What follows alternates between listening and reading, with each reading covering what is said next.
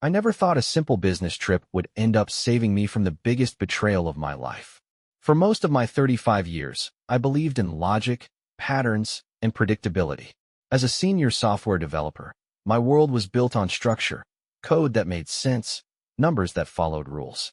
But life doesn't work like that. And as I was about to learn, neither did my marriage. Amanda and I had been married for 7 years. She was bright, charismatic, and full of life, the kind of woman who could light up a room just by walking into it. That was what had drawn me to her in the first place. But lately, things had changed. At first, I ignored the small red flags, the sudden obsession with the gym, the new clothes she never wore for me, the way she laughed a little too hard at texts she never let me see. I told myself I was overthinking, that I was being paranoid. And then, the night before my trip, I saw it. Her phone lit up on the nightstand while she was in the shower. A message from a contact saved as T. At first, I didn't think much of it. But then, I saw the text. Wish you were here instead. I stared at the screen, my chest tightening. I wanted to believe it was nothing, some harmless joke. But deep down, I knew better. I had a choice. I could confront her right then, demand answers, start a fight. But instead, I did nothing. I kissed her goodbye in the morning, forcing myself to pretend everything was fine. I'll miss you, she whispered, her arms wrapping around me a little tighter than usual. I'll be back before you know it, I told her, smiling. But as I walked out that door, I had no idea my life was about to change forever. My trip ended earlier than expected. A major project got postponed, and my boss told me to take the rest of the week off. At first, I was excited. I'd surprise Amanda. No calls, no texts. I wanted to see the joy on her face when I walked through the door. But the moment I pulled into our driveway, something felt wrong. There was an unfamiliar black muscle car parked in front of our house. My first instinct was to rationalize it. Maybe she had a friend over? Maybe one of her gym buddies needed a ride. But then I noticed something else. The living room lights were off, but faint music was playing from our bedroom. My pulse quickened. I walked to the door and tested the handle. Unlocked. Amanda always locked the door when she was home alone. Always. A sinking feeling settled in my stomach as I stepped inside. The house smelled different. Faint traces of cologne I didn't recognize. My suitcase felt heavy in my grip, my footsteps too loud on the wooden floor. And then, I heard it. A deep male voice. Laughter. My heart pounded in my ears. I moved down the hallway, past the wedding photos we had taken in Maui, past the life I thought we were building together. Each step felt heavier than the last. The bedroom door was slightly open. I pushed it, and my world shattered. There she was, Amanda, wrapped in nothing but a sheet, her skin flushed, her hair tousled in a way I hadn't seen in years. And beside her, sprawled out like he owned the place, was a man I had never seen before. Muscular, smug, unbothered. Amanda gasped, her face draining of color. Jacob, her voice was high-pitched, panicked. What? What are you doing home? The man barely reacted. He just sat up, smirking. Man, you weren't supposed to be back yet. I clenched my fists, every muscle in my body coiled tight. I wanted to scream. I wanted to burn everything in this room to the ground. But instead, I forced myself to stay calm. I live here, I said, my voice cold. The real question is, what are you doing? Amanda scrambled to cover herself, stammering.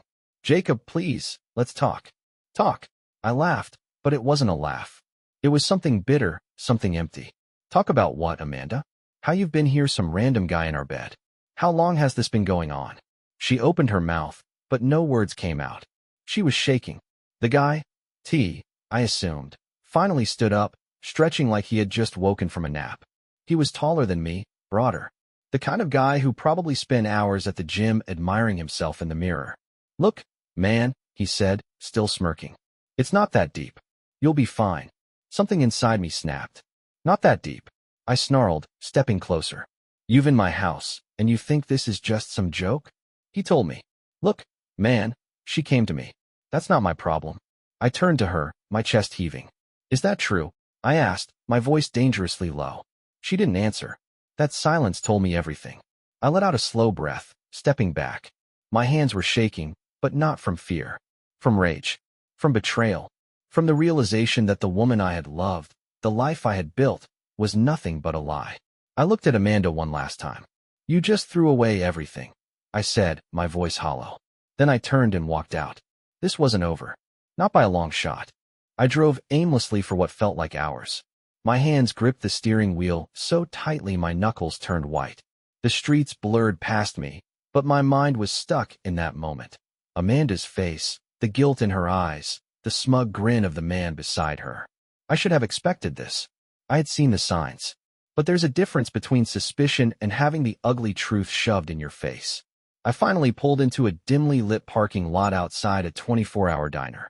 The neon sign flickered, the buzzing sound filling the silence in my car. I shut off the engine and leaned back, staring at the ceiling. My chest felt heavy. I wasn't ready to go home. Home? No, it wasn't home anymore. Not after what I had seen. I pulled out my phone, my fingers hovering over Amanda's name. My entire body screamed for answers, for an explanation, for something that could make sense of this chaos. But I knew there was nothing she could say that would erase what had happened. Instead, I scrolled through my contacts and called the one person I knew I could trust. "Hey man," Chris answered groggily. "Do you know what time it is?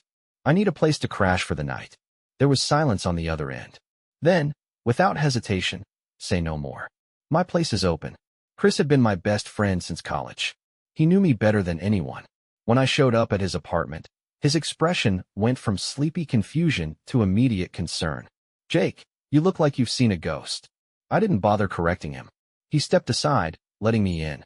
His apartment was small but comfortable, filled with the faint scent of old coffee and the glow of his gaming setup in the corner. "What happened?" he asked, closing the door behind me. I sat on his couch, rubbing a hand over my face. My voice came out flat, emotionless. "Amanda, she's been seeing someone else." Chris didn't say anything at first.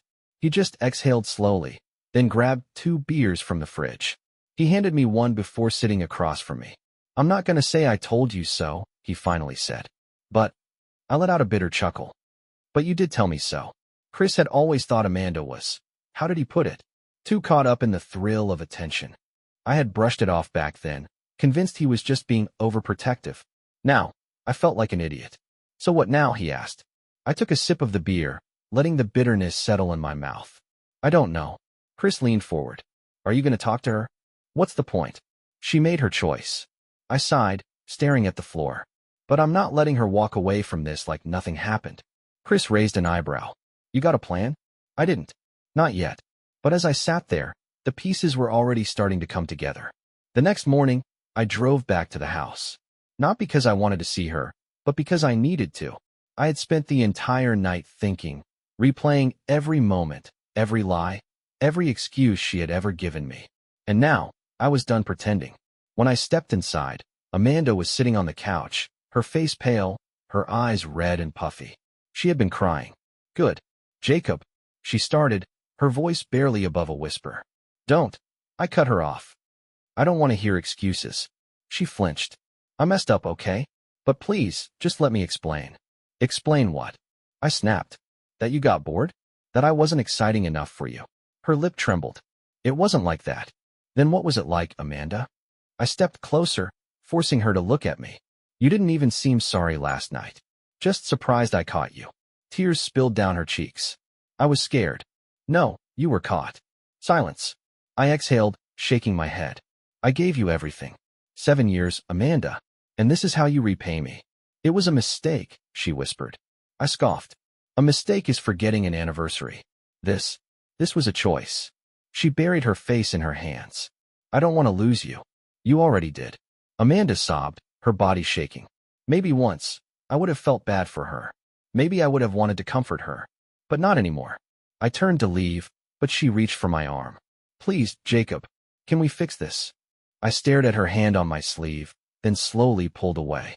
"No, we can't." And with that, I walked out. But I wasn't just walking away from her. I was walking toward something better. I walked out of that house knowing there was no turning back. The weight of betrayal pressed down on me, but beneath it, something else stirred, clarity. I had spent years trusting Amanda, building a life with her, and in one night, she had torn it all apart. Now, it was my turn to take control. I didn't go back to Chris's place. Instead, I drove straight to my lawyer's office. Divorce. Matt, my lawyer and an old friend, leaned back in his chair, watching me carefully. "Are you sure? What other choice do I have?" I replied, my voice steady. Matt sighed, rubbing his temples. I get it, Jake. I do.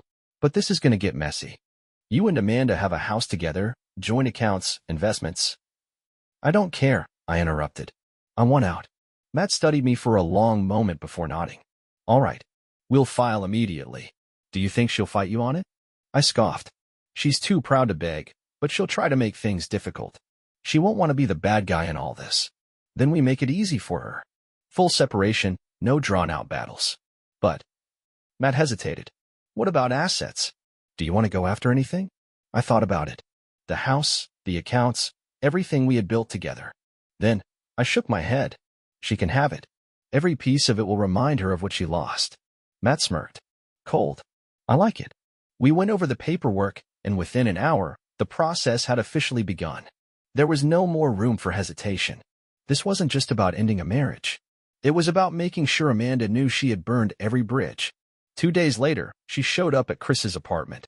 I had just come back from the gym, trying to work off the tension still lingering in my body, when there was a knock at the door. Chris raised an eyebrow from the couch. You expecting someone? No. I opened the door, and there she was. Amanda looked nothing like the confident woman I had once loved. Her hair was pulled into a messy bun, dark circles under her eyes, her lips pressed together as if she had been rehearsing what to say. Jacob, please. Her voice cracked. Can we talk? I leaned against the doorframe, arms crossed. Talk about what? Her eyes darted to Chris, then back to me. Not here. Just come with me for a second. Chris stood up. I don't think that's a good idea, man. It's fine, I muttered, stepping outside. I wasn't afraid of Amanda anymore. There was nothing left for her to hurt. We stood in the hallway, the dim light making her look even smaller than before. I'm sorry. Her voice was barely above a whisper. For what? I asked. For cheating? For getting caught? Or for realizing I won't come crawling back? She swallowed hard. For all of it. Silence stretched between us. I could see the desperation in her eyes, the quiet plea that I would undo everything that had happened. But I wouldn't. It's too late, Amanda. Tears welled in her eyes. You don't even want to try? I exhaled slowly. Would you, if the roles were reversed? She didn't answer. I nodded. That's what I thought. Turning around, I walked back into Chris's apartment without looking back. And this time, I closed the door for good. I had thought moving on would be harder, but as days turned into weeks, I felt lighter. Amanda tried calling a few times. I never answered. When the divorce papers were officially signed, she sent one last message. I wish things were different. I read it once. Then I deleted her number. Because things were different now. And I wasn't looking back. The silence was strange. For years, my life had been filled with the sounds of Amanda, the way she'd hum a tune while cooking, the sound of her heels clicking on the hardwood floor, the occasional sighs when something irritated her. Even when we weren't speaking, her presence was there, like background noise I had grown used to. Now? Nothing. It had been 3 weeks since I shut the door on her for good. 3 weeks of moving forward, piece by piece. The divorce process was already in motion, and I had packed my things, leaving behind the house we once called home. That house didn't feel like home anymore. It was just a place filled with memories I no longer wanted. At first, the quiet felt suffocating. The bed felt too big. The walls felt too thin. I'd wake up, expecting to hear her in the next room, only to be reminded that she wasn't there. That she would never be there again. But as the days passed, the silence became something else. Peace. For the first time in years, I didn't have to second-guess everything. I didn't have to wonder if I was being lied to. I didn't have to pretend that things were fine when they weren't. Amanda had made her choice, and I had made mine. I started to fill my days with things I had neglected during my marriage. Work became my escape. I poured myself into projects, staying late, picking up extra assignments. At the gym, I pushed myself harder, lifting more, running longer. At first, it was just a way to keep my mind busy, to avoid dwelling on the past. But soon, it became something more. I was getting stronger, sharper. I was becoming me again. Chris kept an eye on me, making sure I wasn't burying myself too deep. He dragged me out of the house a few nights a week, forcing me to rejoin the world. It started with small things, grabbing a drink, watching a game, even just walking through the city at night. You know, Chris said one night, as we sat at a rooftop bar overlooking downtown, I was worried about you for a while. Yeah. I took a sip of my drink. Yeah. He looked at me, nodding. But you're coming back, man. I see it. I exhaled, staring at the skyline. Feels like it's taken forever. Betrayal knocks the wind out of you, Chris said. But look at you now. You're out. You're moving forward. That's more than a lot of guys do. I nodded, letting his words sink in. For the first time in a long time, I believed them. A few days later, after another long shift at work, I stopped by a coffee shop I hadn't been to in years. It used to be my go-to spot, back before life had gotten too complicated. I sat down with my coffee and pulled out my phone, scrolling through real estate listings. I needed my own place, somewhere fresh, somewhere that didn't remind me of Amanda. I wasn't looking for anything fancy, just something mine. You looked deep in thought. I looked up, surprised. A woman stood near my table, holding a cup of coffee. She had dark hair pulled into a ponytail, dressed casually, but with the kind of quiet confidence that didn't need effort. Her eyes held a hint of amusement. "Do I know you?" I asked. She smiled. "No, but you've been staring at your screen like you're trying to decode the universe." I glanced at my phone and realized I had been zoning out. Just looking for a new place. She raised an eyebrow. Bad landlord or bad breakup? I let out a dry chuckle. The second one. She didn't look uncomfortable at my honesty. Instead, she nodded. That explains the look. What look? The one guys get when they're trying to rebuild their life from scratch. I tilted my head. You sound like you've seen it before. I have, she said simply. And I've been there too. I studied her for a second. She didn't pry, didn't ask for details. Just stood there, sipping her coffee like she had all the time in the world. If you're looking for quiet neighborhoods, avoid the east side, she added. It looks peaceful, but the traffic noise at night is awful. Good to know. I smirked. She checked the time on her phone. Well, I should go. But, she hesitated, then smiled. Maybe I'll see you around? For a moment, I considered brushing it off. But then, instead of retreating into old habits, I did something different. I nodded. Yeah, maybe you will. She left, and I sat there for a while, staring at my now cold coffee. For the first time in weeks, I wasn't thinking about Amanda. For the first time, I wasn't looking back. I was looking forward. I had spent weeks drowning in my own thoughts, reliving the past, analyzing every moment, every mistake, wondering if I could have done something differently. It was exhausting. It was pointless. I was thinking about me, about what I wanted, about my next move. And that next move was getting the hell out of the past and into a future that didn't involve her. The next morning, I woke up with a clear goal. I had been staying at Chris's place for too long. At first, it had been a necessity. I wasn't about to sleep in the house where Amanda and I had shared years of memories. But now, I was tired of living like a guest in someone else's home. I needed my own space, a place that belonged to me. So I pulled up real estate listings and started scrolling. Most of them didn't feel right. Too big, too small, too expensive, too close to where I used to live. Then I found it. A quiet condo on the outskirts of town. Nothing fancy, but modern, clean, and best of all, free of any connection to my old life. By the afternoon, I had a showing booked. By the evening, I had put in an offer. And by the next day, I got the call. Jacob, congratulations.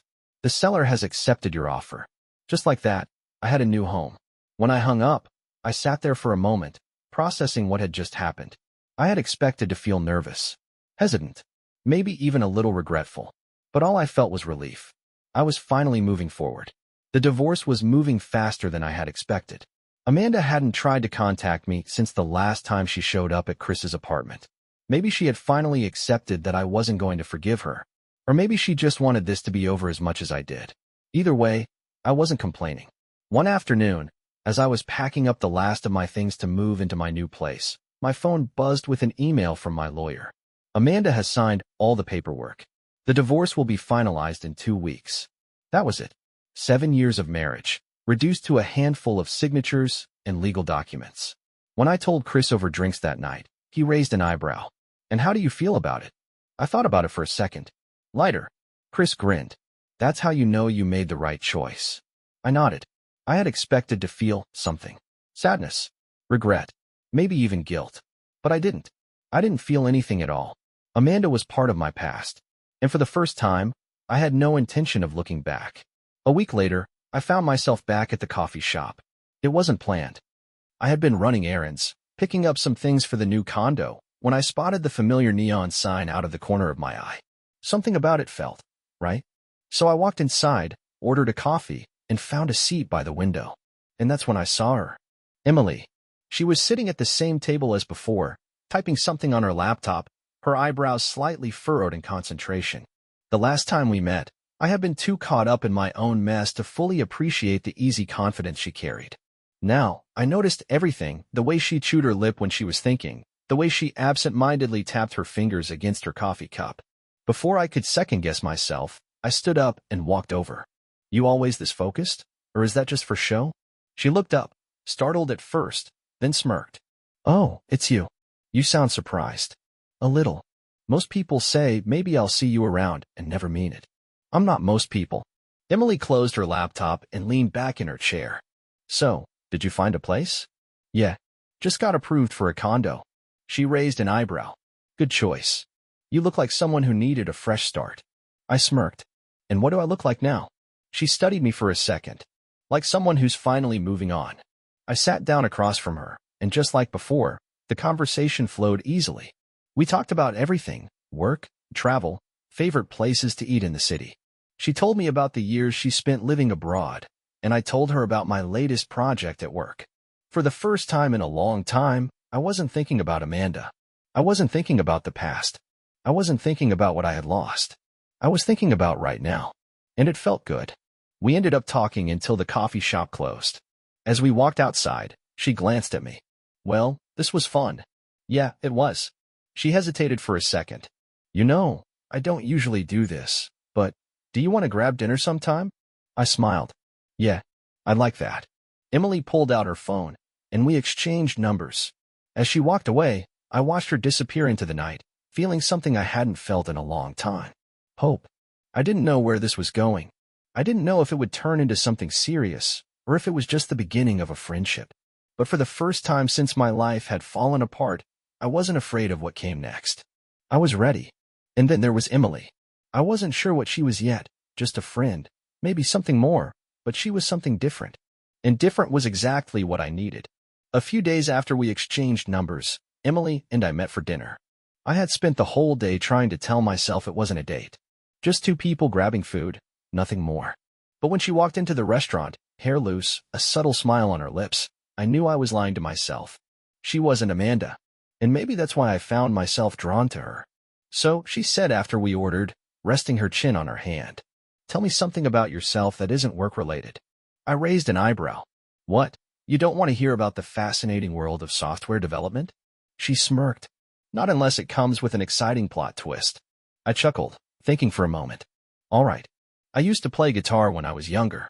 Even wrote a few songs. Really? Her eyes lit up. Why'd you stop? I shrugged. Life got busy. Work, marriage, responsibilities. Somewhere along the way, I just forgot about it. Emily studied me for a second, then said, maybe it's time to pick it up again. Something about the way she said it, so casual, so certain, made the idea stick. We talked for hours. About music, travel, embarrassing childhood stories. There was no pressure, no forced conversation. It was easy. And when I walked her to her car at the end of the night, I felt something I hadn't felt in a long time. Excitement. Not the kind that comes from reckless decisions or fleeting moments. The kind that makes you want to see someone again. The next morning, as I was getting ready for work, my phone buzzed with a number I hadn't seen in weeks. Amanda. I stared at the screen, debating whether to answer. Part of me was curious. What could she possibly have to say? But the smarter part of me knew better. I let it go to voicemail. A minute later, a text popped up. Amanda, I know I don't have the right to ask, but can we talk? I exhaled, rubbing a hand over my face. I didn't want to talk to her. But maybe, for the sake of closure, I needed to. That evening, I met Amanda at a park near her apartment. Neutral ground. She looked different. Or maybe I was just seeing her differently.